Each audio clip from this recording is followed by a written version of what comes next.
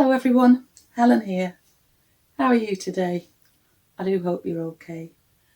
Thanks for stopping by to spend a bit of your time with me. If you're fairly new, I am living in Durham in England, in the northeast of England, and this is my craft room where I quite often chat from, and I spend part of my time being a piano teacher, just teaching from home, and yeah, I just love sharing with you all the things that I make and other things that I get up to. So welcome along everybody, it's lovely to have you here.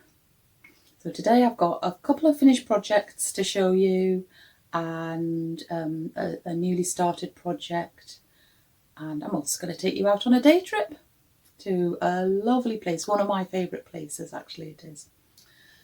So let's get on, because I really don't want to chat on too much before I show you the video of the day out. So let's get on. Well, you probably have noticed. Have you noticed I'm cuddling a chicken? So this was just one of those spontaneous makes that you do sometimes, especially if you're inclined to go on Instagram, because I saw that lovely Alex from the podcast My Yarny Corner had put on a photo of her chicken that she'd made, and when I saw what it was called, apart from I thought it was lovely, the pattern is called the emotional support chicken. And it's just, that just grabbed me anyway. I've got no idea why I made it, other than I just thought it was lovely and I thought I would make it. I just felt like the designer was of the same mind as me. I'll just show you now what she said at the start of the pattern about, everybody needs one. and at the end, it's telling you to squish your chicken and and feel the calmness wash over you. So, and it really is. Now, I think probably if you're a bit of a cynical person and you were given this chicken and said, oh, it'll give you some emotional support, they would probably say, oh, that's a load of rubbish.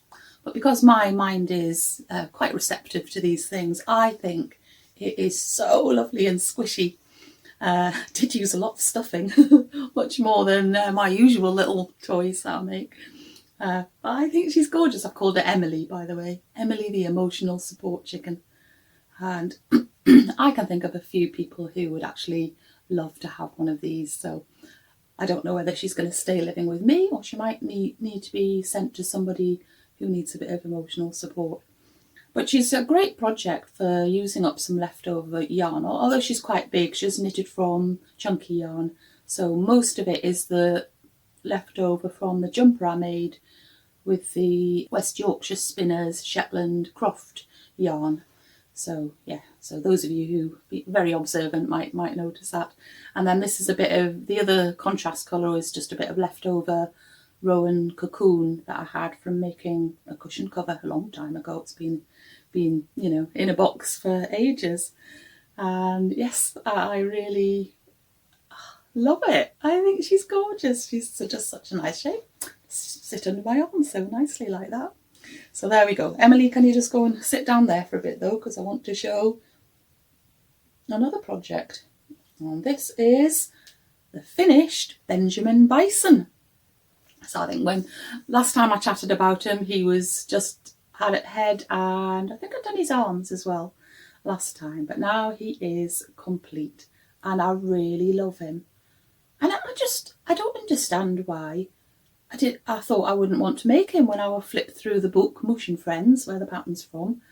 Why was I not attracted to him? I find that quite interesting, because I love him.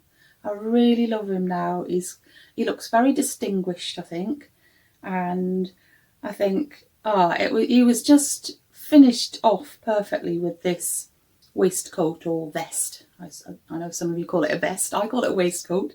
I found these fake brass buttons to put down the middle, which I think they just finish it off nicely. It's got a twisted cable thing on the back. It's not cable, because I didn't use a cable needle, just a twisted stitch up the back, and on the front this little cabled pattern either side of the buttons are actually owls. Cinthia Vallet in the pattern doesn't say, oh, this cable pattern will look like an owl, but I'm pretty sure it is. It looks like an owl to me. So he's got 2 owls on there. And really, apart from the long time it took me to do his hair, and I did find the horns and ears, for that matter, a little bit fiddly on this one. The rest of him knitted up really very quickly, and I used my favourite for Benjamin himself. I used my favourite Knit Picks palette 4-ply, which I can no longer find a supplier for in the UK. Used to buy it from an online shop called Great British Yarns, although I don't think Knit Picks is British. I think it's American. But they've ceased trading now, so I have to. I might have to actually order from the USA. So anyway, well, never mind.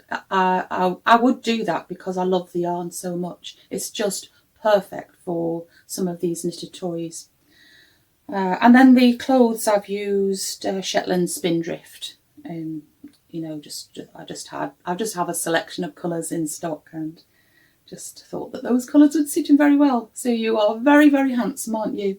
And I think he's going to be a protector of the other toys. He looks like he will look after them all, and he's definitely already settling in very nicely. So, and no sooner was he off the needles than I started on the sheep in the same book, and the sheep in the book is called Aggie, and but I didn't think, as soon as I'd got the head knitted, I didn't think that she looked like an Aggie, and she didn't tell me. She whispered her name to Benjamin, who was very interested to see this new friend being made, and she said that she was called Lucille. So there we go. So there's Lucille. So here's Lucille. She's been blocked and then stuffed, and she is just now awaiting her clothes. I've knitted her from the other yarn that I mostly use for knitted toys, and that's the Drops Alpaca 4-ply, because that's just got a nice fluff to it. I really love her. It's kind of hair, but the bit on the top of her head, which is garter stitch. It was harder to position the ears accurately on her, because normally in most of the other animal patterns you have to mark 2 lines of stitches that you pick up and then knit the ears. But this one only gave you 1 marking stitch, and then you had to work out for yourself. And I don't know if I've quite got them even. Anyway, I don't really mind. It's fine. But just it was slightly different. And unlike all of the other animals, I think, she has no tail. And sheep do have a little tail, so that's intriguing that she has no tail. Never mind. And then I had a couple of problems when I ended up ready to divide the stitches for the legs. I found that I had 4 stitches too many, so I just had to do a row with some decreases in so that I had the right number of stitches for the legs. Don't know why that happened. And when I bathed her and laid her out to dry, I noticed that one of her legs, her left leg, was twisted. So it's not back to front. It's not that I've done it back to front, but it's actually pointing inwards. I don't know if you can see there, or see in the photo that I'm showing you. The right leg does go in a bit, but this one really goes in loads. So I don't know if I did something wrong. I haven't so far. In all the other animals that I've made, I've not had a problem with the feet being the wrong way round, or Anyway, so I don't know why that happened. Anyway, so she has a slightly deformed foot, but we don't mind. None of us are perfect, are we? And you are absolutely unique. So she just needs some clothes now, and then I've only got 1 animal left in the book. So I've been on a roll. I can see the finishing post, and I'm just trying to get the last one finished. So yeah, there's just the raccoon to make now. So we'll get your clothes made, and then and then I'll be on to the raccoon, and then I'll kind of be released from the book, although I think I'll be quite sad not to be having any more to make from the book, so I'm not quite sure. I've got plenty of other projects in mind anyway, so I'll tell you about them another time. So I think I'm going to take you off on a lovely day trip now. Whitby on the North Yorkshire coast is one of my favourite places. It's a very popular place. It's not a place to go if you want to get away from it all, really, because it's always really, really busy. But it wasn't the nicest weather when we got there either. We'd gone partly with the mission of Phil taking his mom to look at this place that sold sofa beds. She needed a new bed settee, sofa bed thing, and so part of the day he was off with his mom at this place looking at settees. So I had a bit of time to myself, and then we met up for lunch, and then the sun came out, which that was rather nice. Anyway, come with me to Whitby.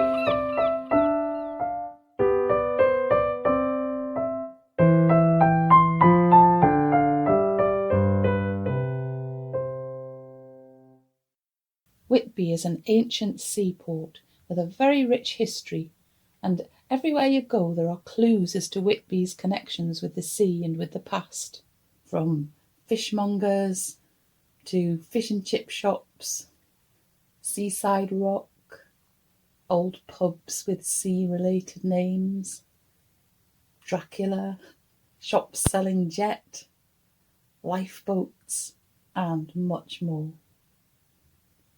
The town is divided in two by the River Esk, which flows out to the North Sea. It's actually oriented north-south, although in this map it looks as though it's going from west to east. There's the older half of the town on the east side of the river, and the newer half up on the cliff top on the west side. I had the morning to myself and took a leisurely stroll around the town. The main streets here are surfaced with cobblestones, as they would have been centuries ago, instantly giving you a connection with the past. There are lots of old cottages and houses, some dating back as far as the 14th century, and lots of narrow alleyways that would have provided the perfect escape for smugglers hiding from the customs men and young men running away from the press gangs. Some of the passages are known locally as yards, and this famous one, where people like to be photographed having an argument, is actually named after a family called Argument. The old market square has been here since 1640, and it's still in regular use today. The building we see here was originally a toll booth cum town hall, and was built in 1788. There was once a pig market on the ground floor of the building. The main shopping streets are always bustling with visitors, and you can find shops selling all sorts of things, plus there are plenty of cafes and tea rooms. There are several shops selling things made from Whitby jet, and there's a tiny but very interesting museum that you can visit for free. Jet comes from the fossilised remains of monkey puzzle trees, and although it was being used as long ago as the Bronze Age, which was about 5,000 years ago, items made from jet became very fashionable when Queen Victoria wore jet jewellery while she was in mourning after the death of Prince Albert.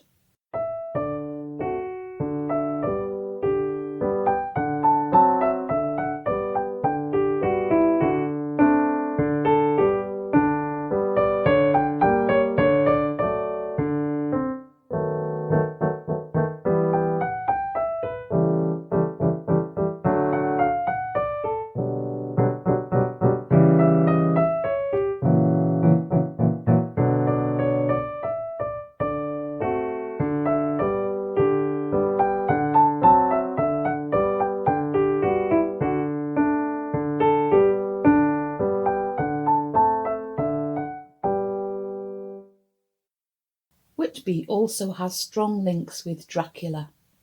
The author Bram Stoker, who liked to come on holiday here in Whitby, set his novel Dracula in Whitby after being inspired by tales of a shipwreck below the windswept headland. Whitby is now home to the twice-yearly Whitby Goth Weekend, a festival for Goths to meet and celebrate Gothic culture, and people come dressed in the most fantastic costumes. Probably my favourite shop in Whitby is their independent bookshop.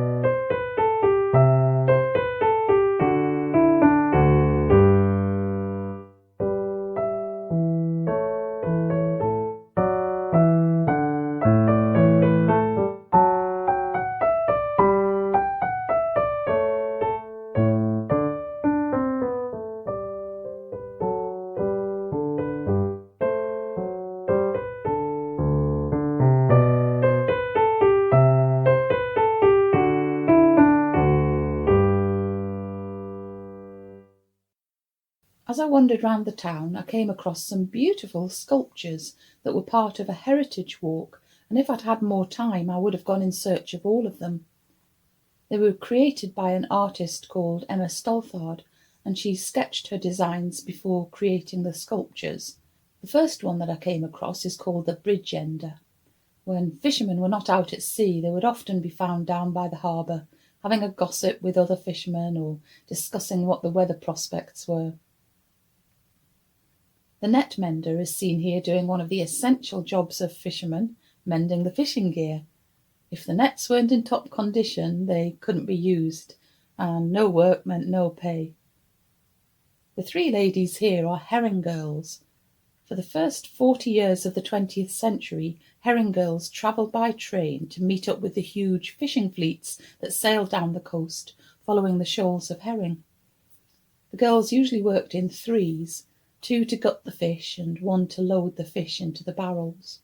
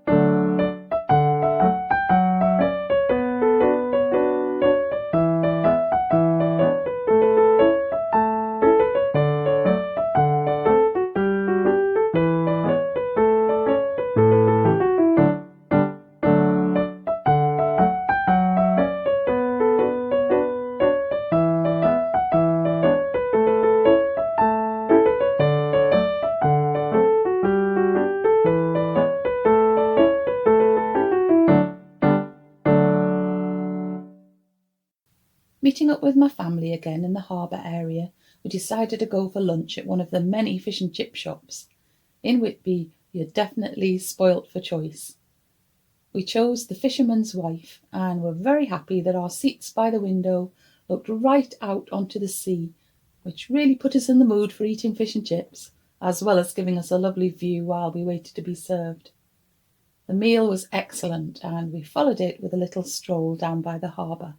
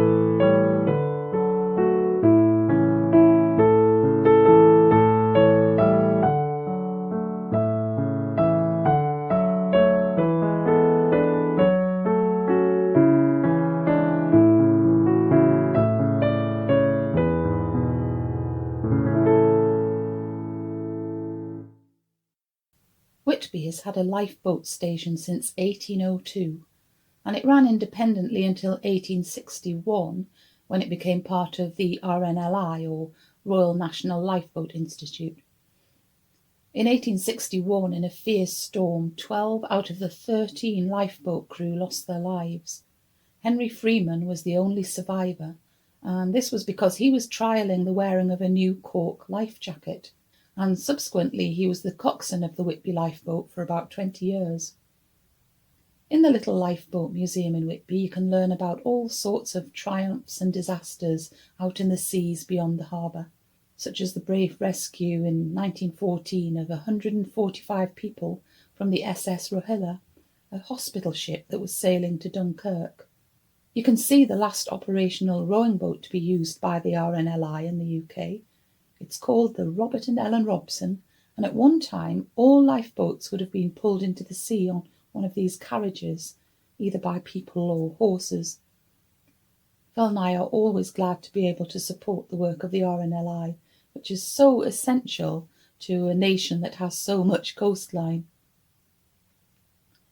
Over on the other side of the harbour to the old town, the buildings are much more recent.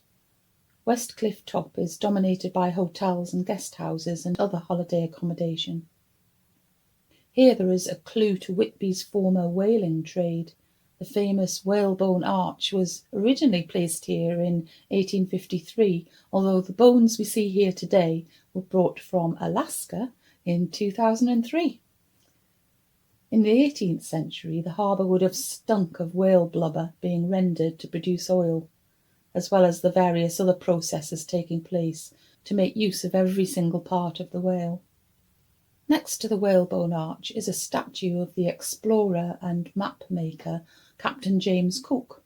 Born not far from Whitby, it was from here that he first sailed out to sea as a merchant navy apprentice in 1846, and 20 years later he became captain of the Endeavour and later the Resolution, on voyages that led him to discover Newfoundland, Australia, New Zealand and Hawaii. By the time we'd enjoyed the views across the harbour, the afternoon was almost over. We took a little drive back over onto the headland to see St Mary's Church, which, along with its graveyard, was mentioned in Bram Stoker's famous novel Dracula. For a moment or two I could see nothing, as the shadow of a cloud obscured St Mary's Church. Then, as the cloud passed, I could see the ruins of the abbey coming into view, and as the edge of a narrow band of light, as sharp as a sword cut, moved along, the church and churchyard became gradually visible. It seemed to me as though something dark stood behind the seat where the white figure shone, and bent over it. What it was, whether man or beast, I could not tell. There's been a church here since the 12th century, though the outer walls of the church we see now were mostly constructed in the 19th century, but some sections are much older. The views over Whitby from here are amazing, even when darkness has fallen. It was really lovely to look down upon all the lights. Just behind St Mary's Church is Whitby Abbey. It was closed by the time we got there, but it's well worth a visit. It was built in the mid-7th century by Oswy, King of Northumbria, and under the leadership of the wise and influential abbess Hilda, the Whitby Synod was held here, where the decision to adopt the Roman calendar was made in order to resolve the date of Easter, and Whitby became one of the most important religious centres in medieval times.